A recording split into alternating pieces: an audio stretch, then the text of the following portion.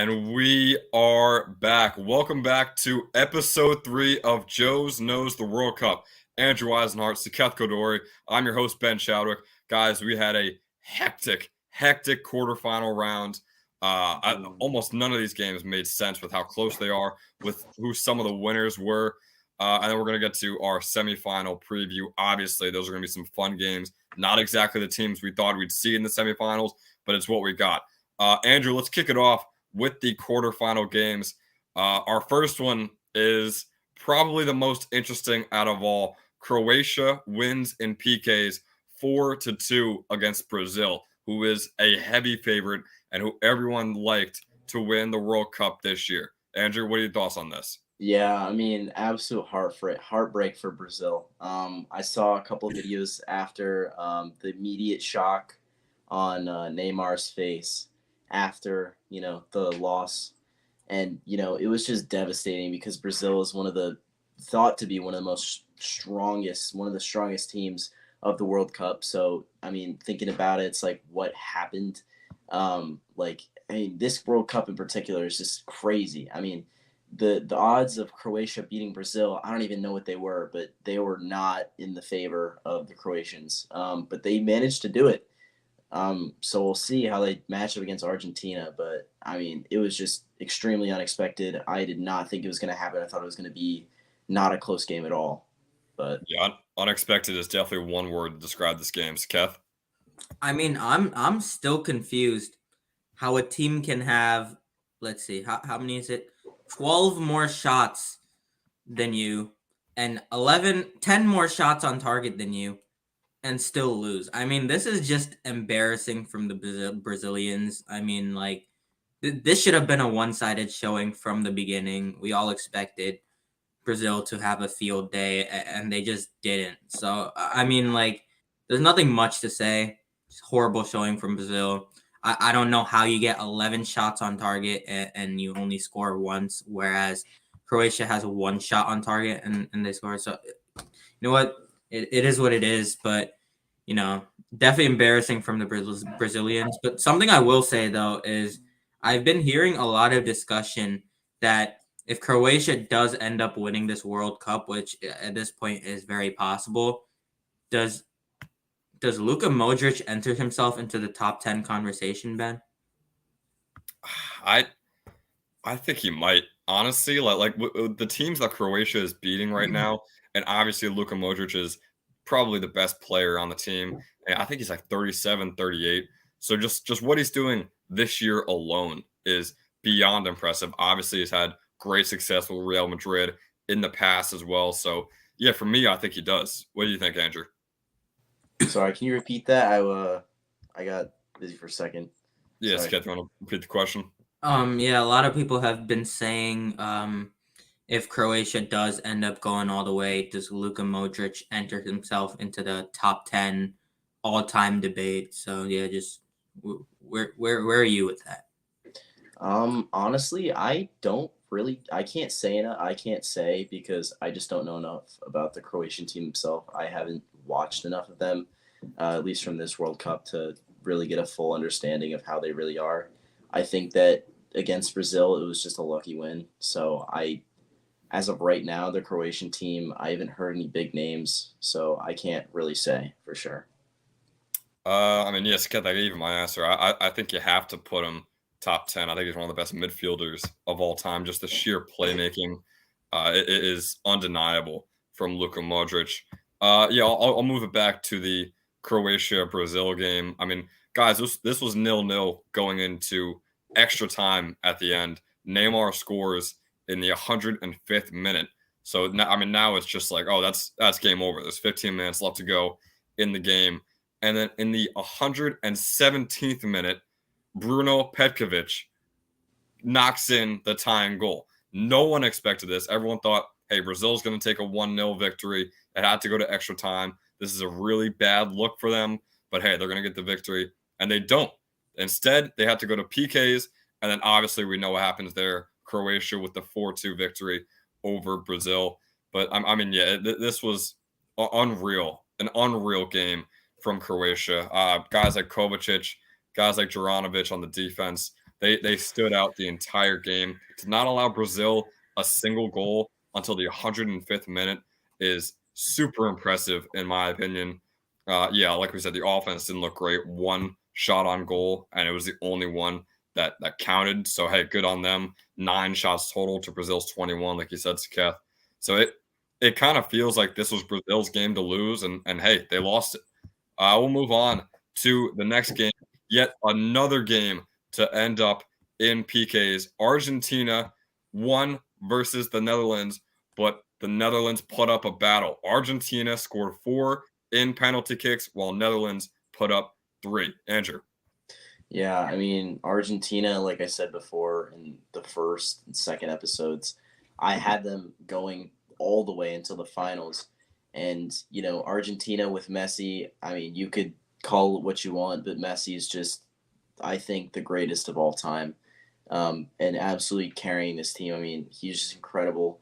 I saw, him and the defense are just doing an amazing job, but just a crazy game. I mean, just tying it up. I really just didn't expect it to be that close. And with the Netherlands, playing it the way they played against the United States, they looked really good. But again, I couldn't compare the United States to Argentina.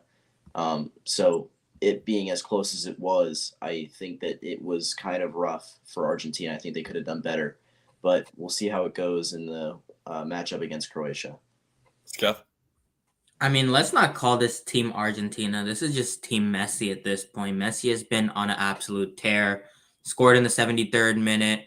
Obviously, Molina scored in the 35th. But I think, Messi's presence itself on the field is causing distress to defenders. I mean, this Netherlands defense looked so intact against the U.S. And I kind of felt like they fell apart a little bit towards the end of the game there against Argentina. Obviously, went into PKs. But I mean, like I expected Argentina to win, if I'm being honest. So I mean, not much else to say. Yeah, I mean, we expect Argentina to win, but like Andrew said, like in this fashion, it is not a great look for Argentina. Kind of like how it wouldn't have been a great look if Brazil won. Obviously, they didn't.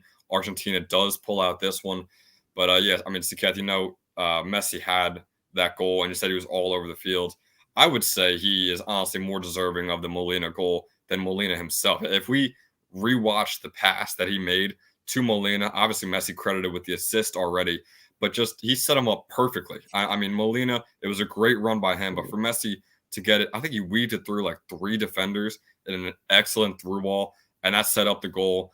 Obviously, the Argentinian defense has a little bit to work on. This isn't the best Netherlands attacking. Memphis Depay is very good, but other than that, it's not too impressive over there in the Netherlands. So to allow 2 goals is definitely a bit worrisome and something they're going to have to clean up for the semifinals and finals. But yeah, I mean, like you said, this isn't even Argentina's team anymore. This is Messi's team, and they all know that this is Messi's last World Cup. Messi is going 100%. Argentina is surely going 100% behind him. So I think they're a real force to beat for the rest of the way in the World Cup. But once again, we're going to get to that when we reach the semifinals games.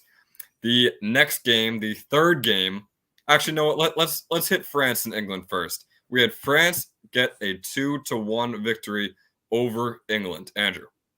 Right. So in this game, I mean, I think France's Mbappe. I mean, honestly, I feel like he didn't do a whole lot this game, which was surprising. And going into their game against England, I mean, English players did a really good job of defending uh, the goal. I mean, besides the 2 goals that were scored, I mean, the English defense and their whole team looked pretty solid, but obviously they weren't good enough to go up against France. But I think France is honestly a little bit overrated going into this matchup against Morocco. With Mbappe, having the sort of struggles that he did against England, I think it could lead into something successful for Morocco. Yeah. Mbappe did not struggle against England. Mbappe was double teamed, sometimes triple teamed against England. And I feel like that alone opens up, opportunities for players like Giroud. Even if Mbappe isn't directly scoring, those couple touches he gets, that attention he gets from defenders, I feel is honestly more important and for France's success. But yeah, like you were saying, France didn't have like an extraordinary day. I mean, 40% possession, only 8 shots to England's 16, 8 shots for England on target, 5 to France. So I mean, like the French just made the most of their opportunities, and I think that honestly does come back to Mbappe and just the presence he has in transition against his team. But I mean, if you're England, I mean, you have no one else to blame but yourself. You're shooting yourself in the foot. I don't know how you whiff a PK like that on Harry Kane's part. I mean, you cost yourself a game. So I mean, like the French won, but only because the English, did not do what they were supposed to do. I mean, there's no way else to put it. You don't get opportunities like that. You're in the quarterfinals of the World Cup. You can't afford to make mistakes like that. Yeah, see, Kath, you mentioned that Harry Kane PK. Obviously, he made the first one to give them their first goal. But I honestly think if it was just right down the middle and like just a really easy save for Hugo Lloris, I think people would be less mad than if he just sailed it over the net like he did. I mean, it's not like it tipped the crossbar and went out. It's not like it just barely missed the crossbar. Like it was over the net 5, 6 feet. Like it wasn't even close. And if you're an English fan, if you're on the English team, you got to be really mad at that shot because they would have gone to extra time, and who knows what would have happened there if they even went to PKs after that. Because then it's really a 50-50 chance between both teams. And like we said before, France didn't really have the best game. I mean, 2 goals is solid for an offense, but Andrew brought it up. I know Mbappe was defended heavily, but he did struggle. Like he wasn't able to do much on offense, likely because of the double team. But taking out Mbappe, we learned a lot about this French team. They rely on him heavily. The rest of the team is very talented, but he is just the core and the center of the offense. The ball has to be at his feet. And when it's not, some troubles can be had. And I think that's what we saw in this France-England game. We will finally move on to our last quarterfinal game. Andrew has the biggest grin I've ever seen on his face right now. Morocco with the 1-0 victory over Portugal. Andrew. Right. So, I mean, Saketh, I don't even know what to say to you right now. Like, you have to be embarrassed. I mean, you doubted a team that just beat an absolute powerhouse, and you said it was going to be a blowout win. You described them as what, like a fraud? They are frauds. It's what it is. Then I don't understand how they've gone 3-0 in There it matchups is. so far in the rounds to go leading into the actual finals. I don't understand how you could still say that they're frauds. I mean, they just beat CR7, Cristiano Ronaldo, who was shedding tears at the end of his game. I think Bench that, Cristiano, but sure. excuse me? It's Cristiano coming off the bench. It's not prime CR7. So what? You still beat Okay. Portugal. First of all, break down the stats, okay? Break down the stats. How does Portugal get 74% possession and only 3 shots on target? Maybe because Morocco playing defense. a game of defense. No, I defense. personally think that Portugal threw this game away rather than Morocco playing good enough to Still win don't the game. want to admit it. Still don't want to admit it, do you? Nope. I think it's one of those moments like we see in March Madness where Oral Roberts makes it far, but it's just like you look at these two teams, we know who's the better team, we know who played better, but sometimes stuff happens, especially in soccer, because it's very rare that you score. So then how do you explain the fact that the Moroccan defense is just incredible? Their goalie, incredible. I mean, with 3 goals and 2 assists from these 2 different guys, Sofiane Boufal has 3 goals so far. Pretty great if you ask me. Salim Amala has 2 assists, which sounds pretty good to me. I mean, pass completions over 1,000, 1,162. Their defense, I don't even know what to say. Like, their defense is just incredible. I mean, when you have a defense that knows the Spain team, you could arguably say, I will say that maybe they beat the Spanish team because they knew the game that they were playing. the game that Morocco is playing is all defense and in the goalie. The goalie's arguably one of the best, if not the best, currently standing still in the World Cup. I mean, the guy is incredible. I think he's 11 for 12 on saves. I don't know, check that. I'm not sure. But, I mean, with 13 shots on goal, they've gone undefeated so far. I mean, like, that's pretty incredible from a team that has never made this before and an African country that is, has never made it this far. They're the first to do it. I want to see them go all the way and win. So, I mean, obviously, I have to pick them over the matchup against France. I mean, we'll get there. Let's be honest here. Let's be honest here. Let's be honest then. Let's be honest. They're the first in their group. All right. You have Croatia in this group. Croatia beat Brazil. How are they still first overall in their group, in Group F? I don't understand that. Explain that to me. Like, they're not a fraud team. You can't call them a fraud team. They're a Cinderella team. So what if they got overlooked? I still think that they're an incredible team with their defense and their goalie. And, it just works perfectly. They get through the gap one time, and it works just well enough for their striker to get in and score the goal. Seth? You gotta be kidding me. Beating France? I mean, we're gonna get there later, but you gotta be kidding me. I mean, this was just a pure, like this is just straight luck right here, okay? That's what it is. That's what it is. I mean, that header that Morocco had, I mean, I feel like that was just so situational. And I feel like, that doesn't happen again. I feel like I mean, like, what can I say? You look at the stats, you look at possession time, you look at who had more shots. I mean, I genuinely believe that Morocco, like, is just pure luck. It's the game that they play. It's the style of play. Yeah, pure luck making it to the semifinals. They play like the Dutch team. The Dutch team doesn't focus on possession. They focus on their defense. And their defense is literally a brick wall. Nothing gets through that. And when it does, God forbid, then the goalie will just save it. The goalie is incredible. I mean, their defense is just so talented. They've done everything. I mean, I would even call them carrying this team. Their strikers, all they have to do is get through the whatever defense they're playing up against once, and they score a goal, and it's over because they're not going to get through that defense of Morocco.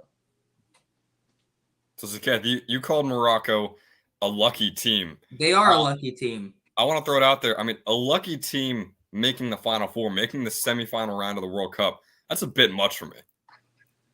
It's a bit of a stretch. I don't think so. I'll agree. Okay, they have been playing stellar defense, but I think their offense has been so situational, has been, it was just like the header Morocco had. I feel like that was just like right place, right time type of thing. It didn't feel like it was worked in there. It didn't feel like Morocco really had a game plan to get the ball there. It just felt like they kind of ended up getting it there, and it didn't feel anything game plan. I felt like Morocco just personally, that doesn't look like it can translate, especially against a team like France. Any final remarks before we move on? I just want to say, when Morocco wins against France, yep, we'll get there too. Apologize. I'm not apologizing because they're not going to win. We're gonna have a whole section for that. Yeah, I'll give my thoughts on the Morocco-Portugal game. Andrew brought it up. I think their goalie, Bono, I think his name is, which is an awesome name. He's played incredible the entire tournament and probably had one of his best games against Portugal. They only had 3 shots on target. But if you watch the game, all 3 of those shots were very good ones. They were really like just pain in the corners, and yet they still ended the game with 0 goals. So I think that all goes to Bono in the goal. Once again, the defense played great, only allowing 3 shots. Siketh could be right with that header. It was very situational. But once again, they still didn't allow a single goal for Portugal. So this game would have I said, their defense is playing good. You just got to watch this game and realize what kind of opportunities Morocco is getting, and is it something that is going to translate into the next game, or is it just, We've been saying that for weeks now. Like, oh, this Morocco team isn't going to translate. Oh, what they did this game won't translate. They won their group. They're in the semifinals, beating Portugal. They beat Spain. I don't know what else you need to see. I just want to like see their offense at work without it being a pure ball landing in some spot just out of some pure luck. It Morocco's offense is just not working the ball into these areas. Their players are finding the ball in these areas out of luck. It's just what it is. That header was purely situational. I think it's just incredible soccer from Morocco right now. Andrew brought it up. Boufal had a great game last game. Has had a great tournament as well. They're not the best offense. They could, well, sure, they might get lucky on a couple goals, but still, it keeps happening to them. So they're doing something right. They're getting lucky often, which means they're playing good. I think that's generally what that means. We'll move on to our semifinal picks. The first game we have is Argentina versus Croatia. Both teams fresh off of PK wins. Andrew, I'll throw it to you first. Right. So, I mean, like you said, fresh off of PK wins. I mean, Argentina arguably is the better team. Messi, as you Not can see, arguably, they are the better team, but yeah, sure. I would say arguably. Um, Argentina is arguably the best team. I would think that, with Messi being so good. I mean, you described, a couple episodes ago, I remember you saying something about Messi sexual. But like I said, I mean, Messi has just been a great plus this team. I mean, the rest of their team has been doing really well, but it just is the final little piece of the puzzle, and which is why Argentina has now made it to the semifinal. I mean, they're gonna win against Croatia, but like Croatia also made it pretty far the last World Cup, if I'm not wrong. I'm pretty sure Yeah, they made it to either the quarterfinals or they made. semifinals. I thought France beat them in the final. If I'm being honest. I'm not sure. I all I know is that they made it pretty far. And Croatia has been dominant these past few years, so it doesn't really surprise me that they've made it to the semifinals. But against a team like Argentina, I don't think it's going to be a blowout win, but I do think the Argentina is going to take it. Like I said, week one, Argentina is going to win. I didn't predict that Croatia would win. I'd say that Brazil was there, but with a team like Croatia, I still think that Argentina can take over with Messi. With just everything that they have. Yeah, I just checked. France beat Croatia 4-2 in the Right. last final. So I mean, that could be a potential matchup. I don't know when the last time that's ever Right. happened where it was the same matchup twice in a row. Probably I believe it never. was in Russia. Or the last World Cup or the last time this happened. The last World Cup. Oh yeah, I'm trying to think of the last I think it time. was the last World Cup. I don't know. I'm trying to think of the last time it's been the same two teams, two World Cups in a row. I don't know if that's ever happened. The World Cup has been going on forever. So that's a very interesting storyline we have going here. So Kath, I'll throw it to you for your pick. I mean, rare occasion where Andrew may potentially be right. I think this game will be very close, possibly coming down to PKs or a 2-1 or 1-0 goal situation. I mean, I think Croatia is a more deep team right now. Obviously, they have Luka Modric, but I feel like their supporting cast, their defense has been better, whereas Argentina is more of a one-man show. But I look at both of these teams, and I don't know if they have enough firepower to light up the scoreboard right away. So I really do think it's going to come down to the last couple minutes, if not PKs. Yeah, I completely agree with you. I think it's going to be a really close matchup. I do have Argentina winning it. I mean, guys, correct me if I'm wrong, but I'm pretty sure Messi is the best playmaker left in the World Cup, the best goal scorer left in the World Cup, the best forward left in the World Cup, and the best player left in the World Cup. The way he's been playing. Mbappe? Question mark? The way Messi has been playing in this World Cup, especially with his last game, I would put him above Mbappe in this World Cup alone. I would. Wow. I mean, I'm giving him 2 goals for the last game, for being honest. Like that second goal is more to his credit than Marino's or Milena, sorry. But yeah, I mean, he's played unbelievable. The chances he is creating for his team, he had like 17, 18 chances created, I believe the stat was, in his last game versus the Netherlands. Yeah, he's just played incredible. The Argentinian defense is going to have to pick it up. They have to pick it up against Croatia. Messi, there's 11 guys on the field. Messi cannot carry a team. LeBron James can carry a basketball team. You can't carry a soccer team. I don't care who you are. There's too many guys out there. So the rest of Argentina has to step up. But for me, I think they do step up. I got Argentina making it to the World Cup final. We'll move on to our next game. We already got a bit of a preview from Andrew and Saket before. Andrew, I'll throw it to you. Who is your winner in France versus Morocco? Right. So obviously, if we're going purely by stats and by players, obviously we would say France, but we're not going to say France because Morocco's obviously going to win. I mean, there's not even an explanation needed. Morocco's made it past. You mean there's not an explanation needed?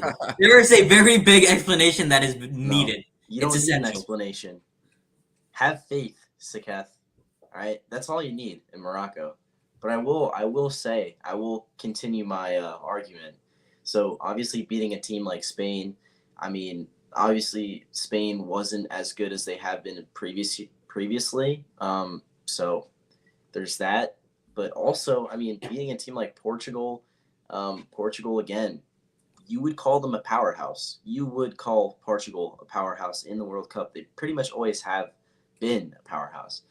But, a team like France is obviously going to be very competitive. But if Morocco plays the way that they have with their defense and they can, shut Mbappe down, then I think that it could be a very, very close game in which Morocco could take the win.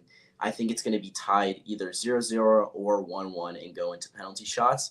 And then I think because Morocco's goalie is just, incredible and arguably the best in the tournament, I think that, Morocco's going to take this one. Kev? I don't care what kind of goalie you are. If Mbappe is taking a shot at you, there's almost like 75% you're not stopping the ball. Okay, let's be honest. I mean, yeah, Morocco, great defense. Yeah, you know who has a great offensive player? France. Okay, I mean, like there has to come a point, Andrew, where we go with facts over feelings. I understand you have faith in Morocco. Yeah, this is France we're talking about. Okay, the team You said the same thing about Portugal. Okay, and like I said, it was a pure instance of luck that win. But then you said the same thing about Spain.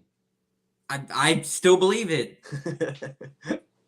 So now we're talking about facts here. The fact is that you've been wrong 2 for 2 times. Yep. Okay, I mean, like it doesn't matter if you don't win the World Cup, and they're definitely not getting past France. So there's that. I mean, like let's just look. Like I said, I already mentioned this, but the amount of attention Mbappe draws from defenders, it's insane. And England had to devote so much just to keep Mbappe sealed up. Imagine how Morocco has to do this. Imagine how much Morocco has to dedicate to him and open up to players like Giroud, right? It's not gonna go well for Morocco here. It is gonna be a French shootout. It is not a shootout for Morocco. French are gonna run away with this. Maybe like a 2-0, 3-0 victory. That's what I'm feeling here. And let me also say, if Mbappe wins another World Cup, I think at 2 World Cups at 23, he's putting himself close to that top 10 debate already at 23 years old. I think you need more. I think you need more than just 2 World Cups to be a top 10 player of all time. At 23, he's still gonna keep going. I know he is, and prediction wise, I'll put him top 10. But I mean, just putting him in at 23 already, I think is a bit of a stretch. I'll move on to my take for France versus Morocco. I do think it'll be close. I don't think it goes into extra time or PKs, but I think it'll be close. Obviously, I have to go against Morocco because it seems like that's how they win. Every time I don't pick them, they win the game. So I'm going to go France 2-1 is what I'm predicting here. There is no way Morocco is even scoring. It's just not happening. What I mean, who on the France defense is really going to be that much of a problem for Morocco to use? Who on the Morocco offense is going to be good enough to get past the France defense? The same guys that scored against Portugal, the same guys that scored against Spain. Because it's purely situational. I can say this over and over. And I'm saying those situations are going to occur this game. Like, okay, whatever you say, Ben, but it's not happening. Hey, if it's purely situational and that situation happens in every game Morocco plays in, I think it's purely Morocco's bidding that these are happening. Yeah, I got France winning this one. It'll be a close one, 2-1. Like I said, big comeback game for Mbappe. Like I said, for the Morocco PK game against Portugal, Bono played incredible. I'm expecting something similar from him in this game. But I mean, like Saket said, this team and their attackers, Mbappe is, like I said, is going to have a big comeback game. Griezmann has been making some incredible chances for his other teammates. Yeah, I got France winning this one in a close one. Guys, any final remarks on France versus Morocco before we end this one up? I mean, Andrew, go make your little TikToks because this time they're going in my favor, okay? It's happening. I mean, France is going to run away with this. I believe it or not, but don't come whining back to me when whatever I say comes to fruition. All right, you got two things here. First, I don't make TikToks, and second, I don't know why you're criticizing me for having a team that I love to win over France. The odds might not be in their favor, but they sure are going to win, and we'll see it happen. I cannot wait for that game. So yeah, those are our predictions for France versus Morocco. Those are our predictions for the entire semifinal round, and those were our review of all the insane quarterfinal games. Guys, and that's gonna do it for episode 3 of Joe's Knows the World Cup. Andrew Azenaro, Saketh Kodori. I've been your host, Ben Chadwick. Thanks for watching.